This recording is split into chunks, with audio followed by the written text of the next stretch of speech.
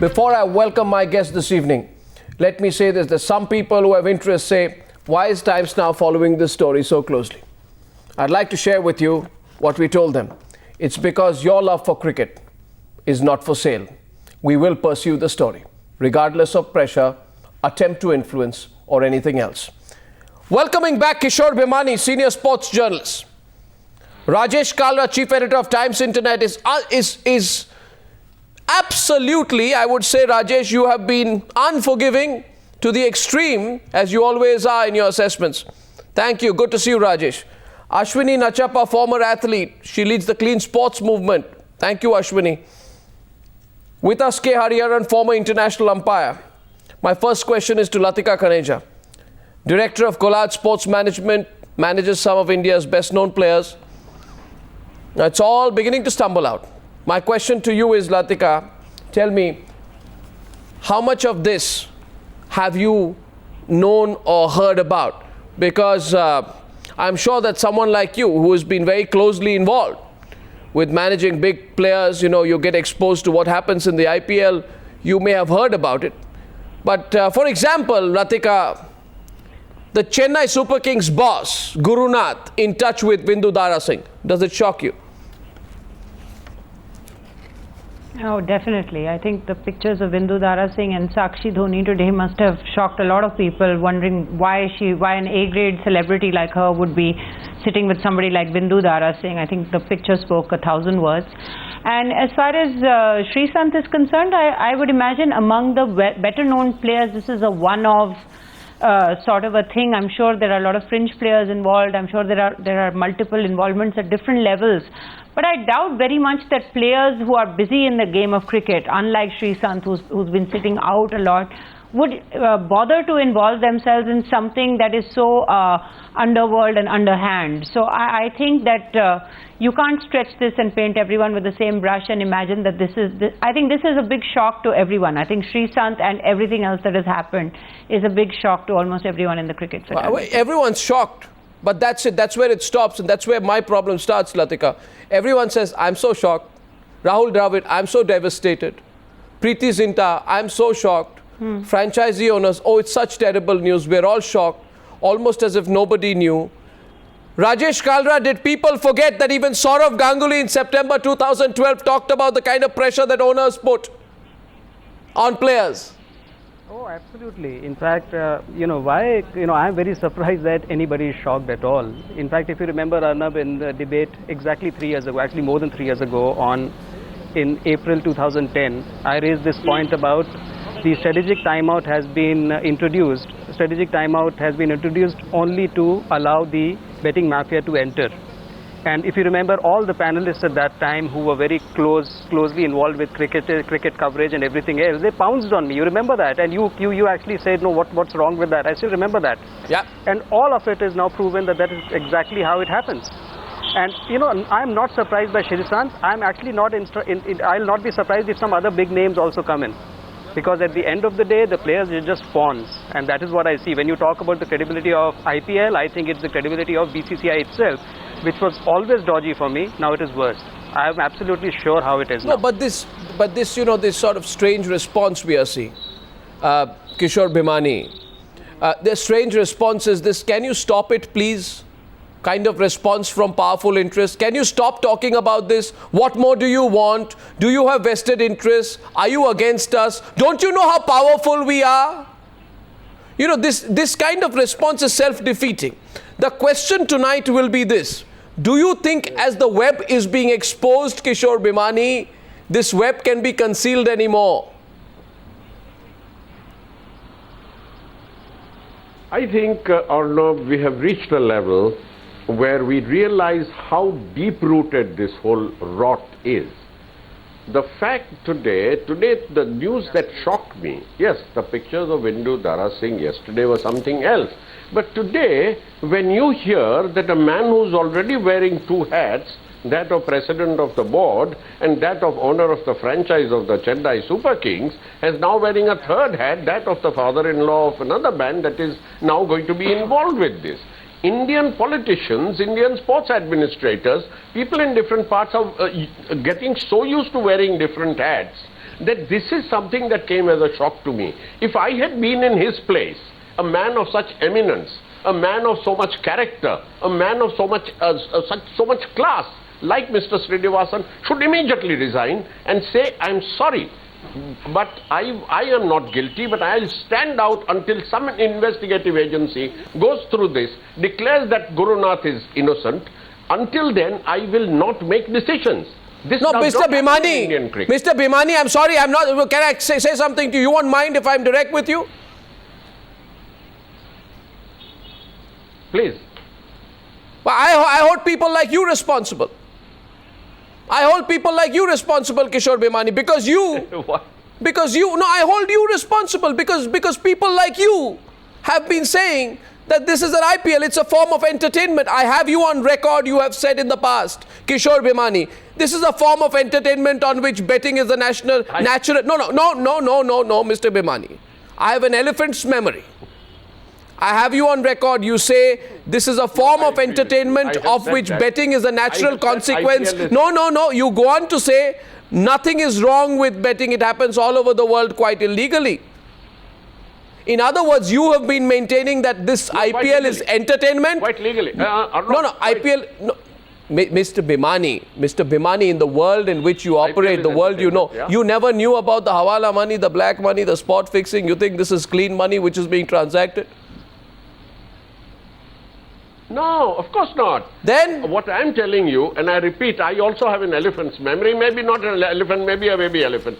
I have a memory also, and I remember saying that if you want to remove hawala money, you want to remove criminal money from this, for heaven's sake legalize gambling, and 40,000 crores that come from Dubai and Karachi will have no place in this. No, nobody knew. No, nobody knew. No, nobody knew. No, nobody knew. Corporatized gambling. No, nobody knew. Nobody knew this is hawala money. Nobody knew what happens in Sharjah. Nobody knew the black money trail. Nobody knew the fact that there were 3 Indian players named by Iqbal Kaskar as links to Iqbal Mirchi, Sharat Shetty and Dawood Ibrahim. Nobody knew. That's 2003. How did nobody know? What? Or did everybody put blinkers on? No.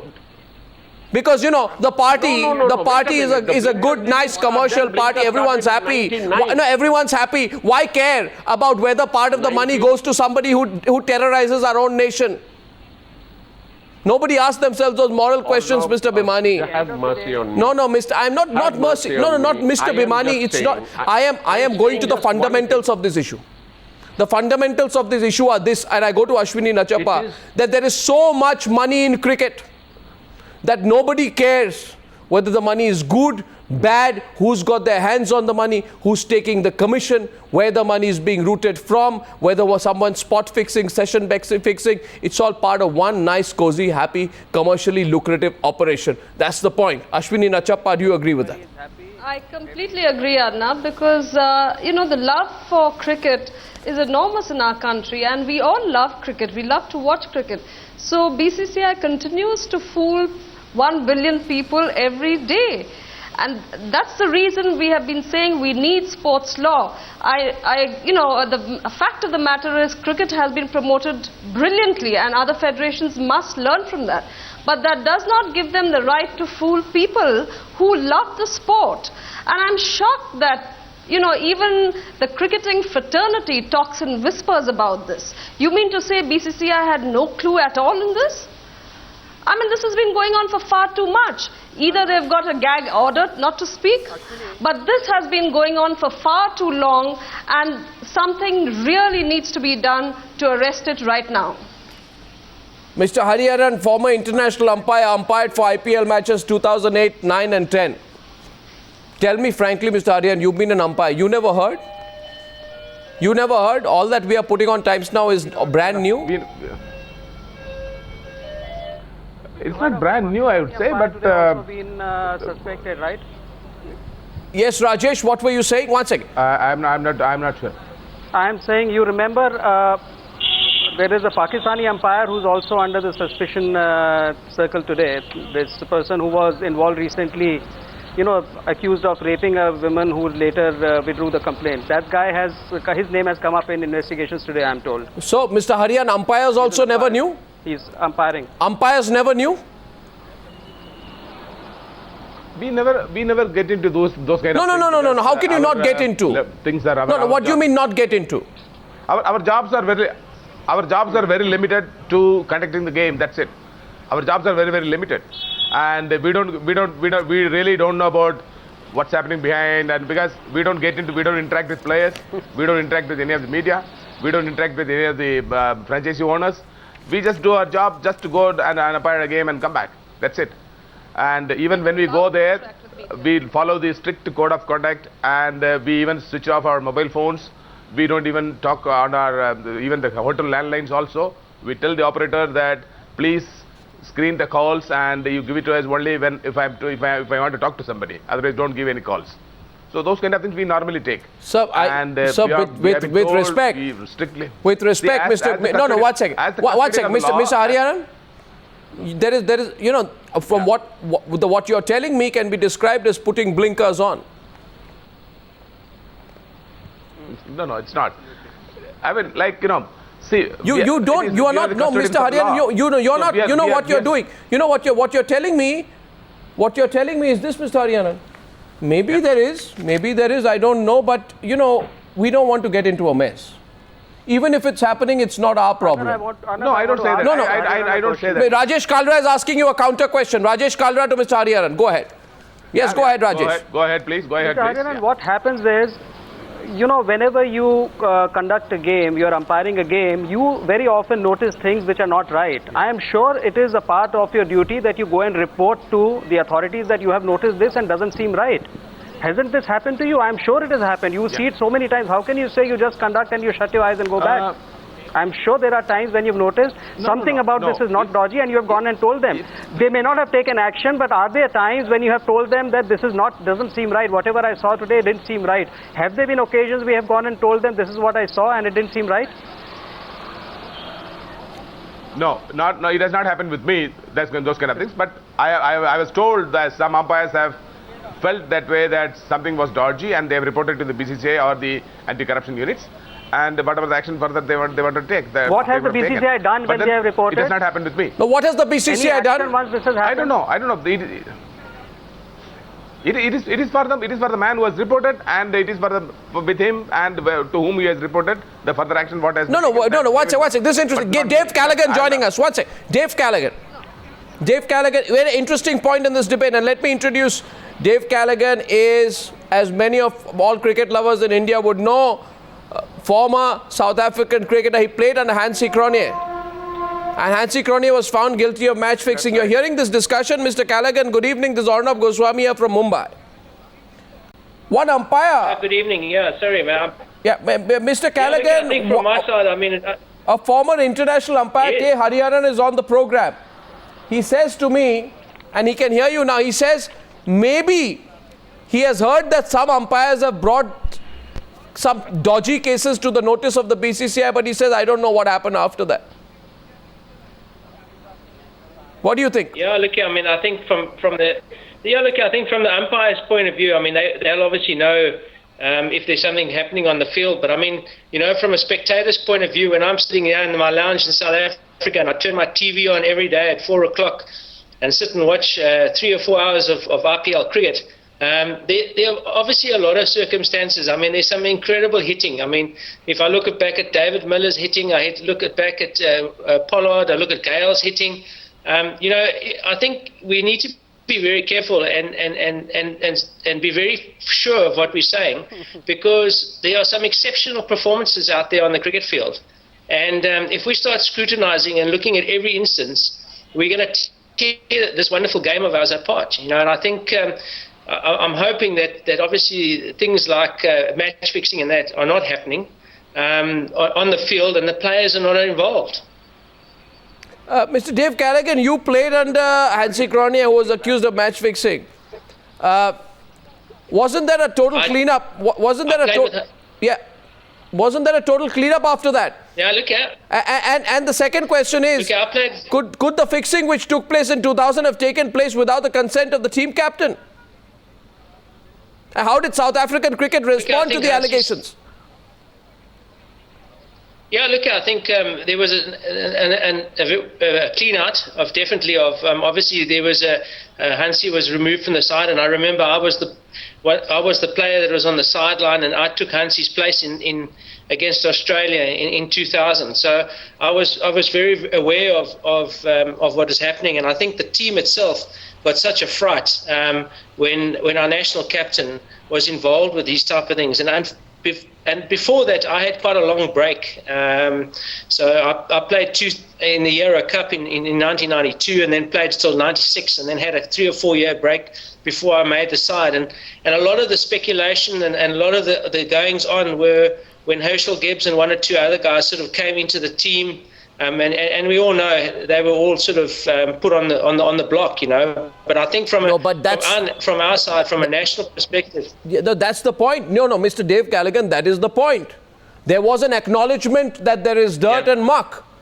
What we have seen so far in India, what we have seen so far, and that's the question I want to put to Latika as someone concerned with the business of sport. Tell me, Latika, do people connected with cricket think they are not answerable to anyone? Do they think that they'll just say this is 3 rotten eggs, which is the most ridiculous thing I have ever heard? Every day a new expose comes. Is there a feeling? Is there a feeling that we are so powerful, we'll just, cover it all up? We are not answerable to the people of this country. Well, is there that feeling? That is what it is.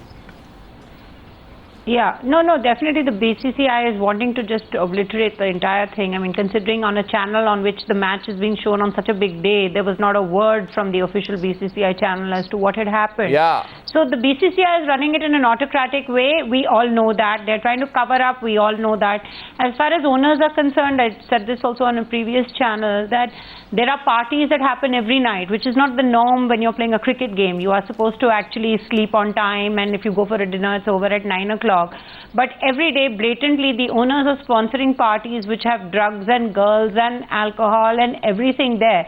So to that extent, the owners are responsible for who the players meet and what kind of unsavory elements get into their parties, etc. No, tell me more. Tell me more. You mentioned drugs and girls, alcohol. What? Tell me more. What? You're saying team owners are aware of all this? Well, I suppose all this happens. There are parties every night and they go on till 4 in the morning, and many things have happened. In the Luke Palmer's back incident happened, and things happen. So all sorts of unsavory elements are getting into it. Young boys are drinking. All that is definitely happening, and the onus of that is on the owners.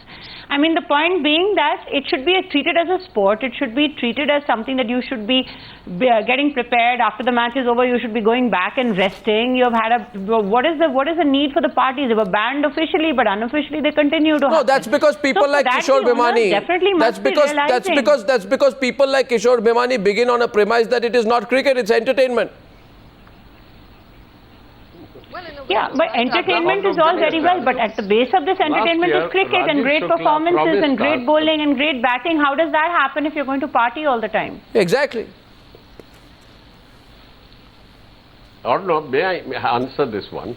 The fact is that Rajiv Shukla had promised us last year that these after parties would end. These after parties are the bane of any kind of cricket.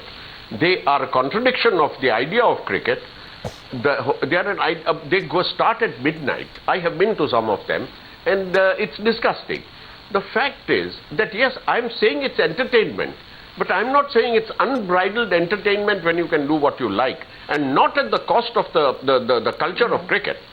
And when we are talking about this, this 3 or 4 South Africans who were involved, there was Stridom, Williams, Boye, Cronje himself, and Herschel Gibbs. Now, in India, we also had 5. Azharuddin and 5 others who shall remain unnamed. So let's not say the board was not aware of this, this was being buried, this is happening, that is happening. It is history repeating itself. So the question, the question goes to the House. No, the question goes to the House. Nothing about it. We made the person who came out of this as the most guilty of all is a member of parliament. We live in a society which seems to have forgiven these things. So if today's youngsters are going to do things like this, I find it unnatural. I find myself disgusted, but I also see that this should have been stopped 13 years ago, not now. Those 5 people should have been in jail. Those 5 people shouldn't be running around with political influence. 3 ministers got involved. I now want to tell our viewers. That's history. I now want to tell our viewers that, you know, who is the jack of betting. I'm going to come back to this. The question in the House on the Newshour tonight is this. Should Mr. Srinivasan come out and tell us what he thinks about his son-in-law's call to the IPL middleman? Should his son-in-law come and tell us on the Newshour tonight instead of not taking our calls and hiding somewhere? Mr. Gurunath, tell us, did you or did you not? Did you or did you not call Vindoo Dara Singh? If you're watching the Newshour tonight, if you called Vindoo Dara Singh, why did you call him? Just because you were friends? What was this about? Did you not know, Mr. Gurunath, and I really hope you're watching this, that Vindoo Dara Singh is the jack of betting? Yes, ladies and gentlemen, that's his name, the jack of betting. At this point, my only question is that of how people are being cheated. Ashwini Nachappa, I think we heard a very, I would say, candid Latika Khaneja today. And Latika, I appreciate your candor. I'm glad that you're coming and speaking up as someone in cricket. The point here is, it's a very powerful cabal, Ashwini. Nobody more than you knows how powerful political cabals are in sport. Who's going to bring in the accountability? Because this political cabal also has a sense of invincibility around it. Arnab, you know very well the kind of people that heads most federations, leave alone BCCI, all federations in India. The unity that they have, despite being affiliated to various political parties, the unity within the sports fraternity, among the political club, is something, to be really, it's shocking to see, because that kind of unity you don't even have in Parliament. But when it comes to bringing accountability, transparency, none of them will come to the table even to talk about it. What about propriety? Well, we all agree. What about propriety? Where is the... There is no line of, you can't even draw a line. There's no morals, there's no... Why can't we draw a line? We'll draw a line. Why shouldn't we draw a line? Great motivator for all of them. No, why shouldn't we draw a line? My question tonight, Meher Bose, thank you for joining us from London. We've been talking about this. Tonight I have more exposés. We've exposed everything. We've exposed Mr. 1%. We've exposed Mr. Jack, Vindoo Dara Singh. We have Bollywood involved. More big Bollywood names are coming out. Srinivasan's son-in-law, the CSK boss, himself is in touch with the middleman. So the question is of conflict of interest. It has gone to the extreme, Mr. Meher Bose. Isn't it? Well, yes, because I agree with you, but the problem is that in India, sports organizations have never developed proper corporate responsibility. Now, that is true in other organizations as well, but if you look around the world, sports organizations are run by people who know sport. In India, sports organizations are run by people who want to become politicians, whose knowledge of sport is non-existent. No. When did Mr. Srinivasan play cricket? Can you tell me his test batting record? He has no knowledge of cricket. You know, what happens is, in other organizations, and if you look at properly run cricket organizations, they have people who have got some experience of cricket. So what happens, the relationship between players and the head of these organizations is like a servant-master relationship, and that's a very bad thing. And of course, the master doesn't control the servant, the master is not accountable to anybody, he doesn't feel the need to be accountable to anybody, and this is the worst thing, Indian politicians have come into sport because they see that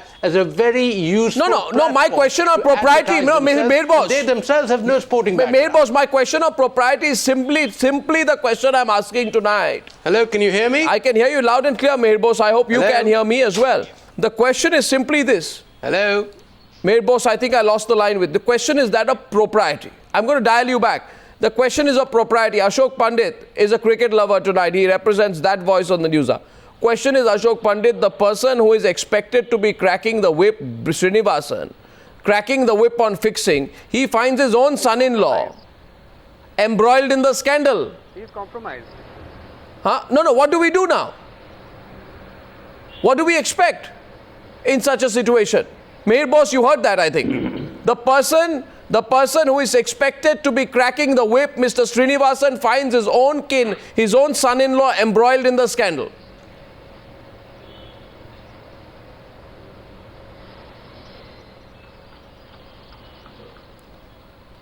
Rajesh Kalra, why don't you take that? Yeah. So you have Mr. Srinivasan. I am not surprised at all. Arnab, two things. So two things. No, I understood. Arnab, am I talking? Yeah, go ahead. Is that to me? Yeah, go ahead, go ahead. It's to you.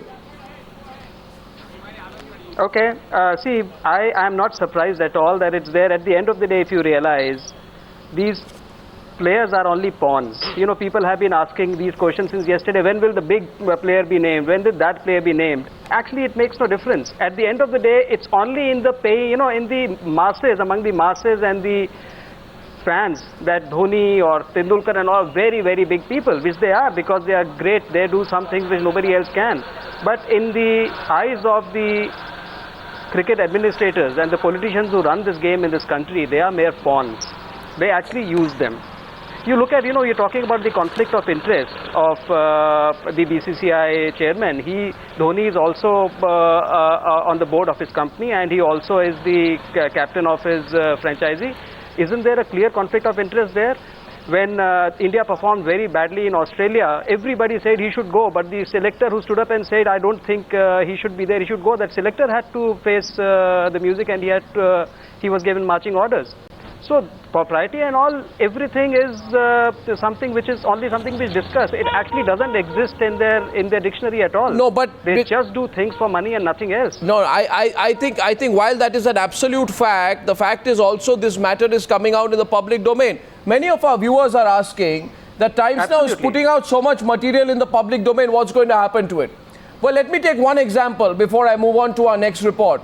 Last evening, here on the Newshour, we had revealed the confession of underworld Don Dawood Ibrahim's brother Iqbal Kastkar. You would remember that. He had told the Mumbai police in 2003 that the IPL bookies were involved in fixing even then. Today, the Times Now exclusive report was used as evidence in the Delhi High Court in the spot fixing trial. What Ashok Pandit, let me ask you as a cricket lover before I go back to London, to Meher Bose. What if the BCCI argues technically, legally? You know, what I'm hearing is they'll argue very technically, legally. They'll say, no, there's no direct evidence. There is no, you know, absolutely certain line. And for all that the media may be saying, we don't need to answer to anything unless it is 100% techno-legally valid. Will they get away with that, is my question to you, in your view? Arnab, I think the BCCI is waiting for you to have a one-to-one interview with Dawood, and Dawood himself saying that I am involved in IPL and my money is there and I am controlling the entire IPL. The BCCI is waiting for that one-to-one of your interview with him, because they are used to these kind of interviews now and these kind of exposures now. It is a matter of shame that how many examples has to be quoted, how many proofs have to be given, how many incidences have to be brought to the public, to the nation, to prove that IPL is nothing but a vulgar display of money. IPL is nothing but a vulgar display of arrogance. IPL is nothing but a vulgar display of the underworld dons' involvement in this. IPL is nothing but it's a vulgar display of indiscipline and arrogance in the name of cricket. The opening scene of IPL is where the players are bought. They are auctioned. The entire field of buying out players is based on a wrong premise. This is not sport. Your entire clothes have symbols of the sponsors. Initially, there used to be the Indian national flag. You say that you play for the country, but it is not playing for the country. It is a sham, and it is nothing else but a vulgar display of prostitution. The problem is, the problem is, you know, Ashok Pandit, people outside. You know, the problem is that some people, I'm not going to target only Kishore Bhimani again, some people, Meher Bose, have felt that those who question whether IPL is following the rules and the ethics and the morality of cricket are all old-fashioned people, that, you know, those who expect this to be cricket don't know anything. So, for example, Mr. Meher Bose, let me point this out. In 2011 February, this gentleman Gurunath, who we are now talking about, Srinivasan's son-in-law, he gives an interview in which he talks about how he and Stephen Fleming and Dhoni exchange our 11s at 5:45 p.m. for the night matches. In other words, talking about how franchise owners have the power to select the cricketers. So franchise owners have the power to select the cricketers. Yeah. No, and by that logic, they are privy to crucial team information and the decision-making process. So today, today when this is happening... Can I say... Yeah. Arnab, can I come in here? Yeah.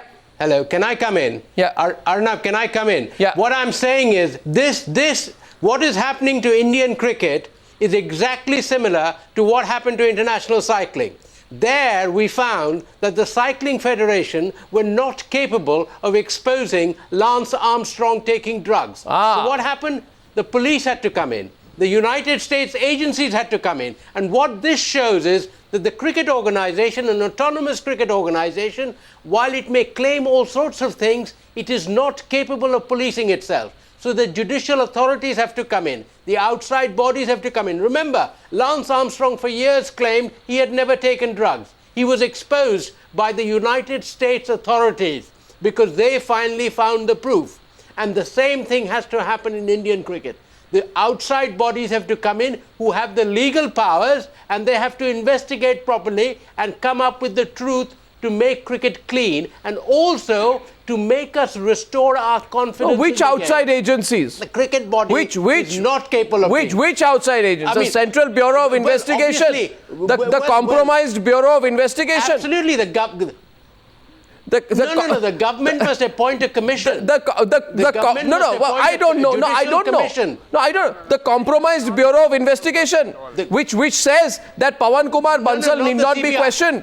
Which investigating agency? The problem in our country is we've created such institutions that it's difficult to have faith on any. But in that case, the whole country is corrupt. There's nothing you can do. But the point is, there must be possible to appoint a judicial commission. Remember, the South Africans appointed a judge to look at Hansi Cronje. Something similar can be done. Whenever you can't commit that's right. You committee it. That's the thing which we do. Absolutely. You can't committee it. What nonsense. Absolutely. And Arnab, I wanted to make another point about, Ashwini made a point about I have a strong law. This country has more laws than anybody else can remember. I agree. It is their implementation which actually sucks.